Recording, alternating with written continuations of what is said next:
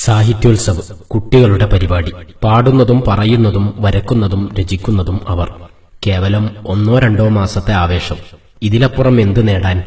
ഇതുകൊണ്ട് കുട്ടികളുടെ ഭാവിക്ക് എന്തു മെച്ചം എന്നൊക്കെ ആലോചിച്ച് നിരുത്സാഹത്തിന്റെ നീരസഭാവം കാട്ടുന്നവർക്ക് ചിന്തിക്കാൻ ചിലതു ബാക്കി വച്ചാണ് 23ാമത് സാഹിത്യോത്സവ് നീലക്കുറിഞ്ഞിയുടെ നാട്ടിൽ നിന്നും ചുരമിറങ്ങുന്നത്.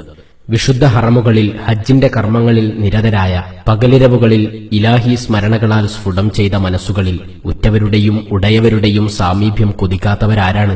ഇവിടെയാണ് 7.5 ദശകം പിന്നിടുന്ന വാർദ്ധക്യദശയിലും ഒരു മഹാമനീഷി ഓടിയെത്തുകയാണ്.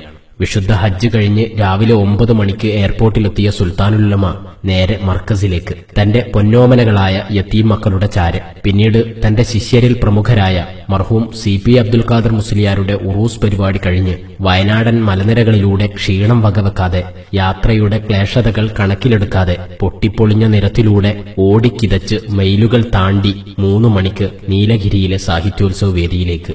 ഓർക്കൂ സഹോദര, ഇത് കുട്ടികളുടെ പരിപാടിയാണ് എന്ന് പറഞ്ഞു മാറി നിൽക്കാമായിരുന്നു. ക്ഷീണമാണ്, ഞാൻ പോകുന്നില്ല എന്ന് പറഞ്ഞാൽ നിർബന്ധിക്കാൻ മാത്രം ധാർഷ്ട്യമുള്ളവരാരുമില്ല. എന്നാലും ഷെയ്ഖുന കടന്നുവന്നു.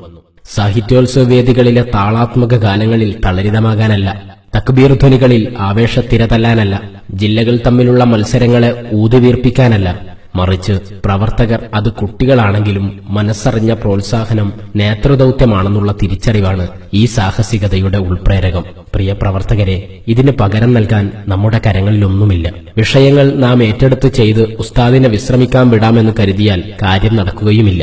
നമുക്കൊന്നേ ചെയ്യാനുള്ളൂ, അതേ കഴിയുകയുമുള്ളൂ. ആഫിയത്തുള്ള ദീർഘായുസ് നൽകണേ അല്ലാ എന്ന കരളറിഞ്ഞ ദുആവ് മാത്രം. നിങ്ങളുടെ പ്രാർത്ഥനാവചസ്സുകളിൽ ആ നേത്ര സൗഭാഗ്യത്തിനു കൂടി ഇടം നൽകാതെ പോകല്ലേ.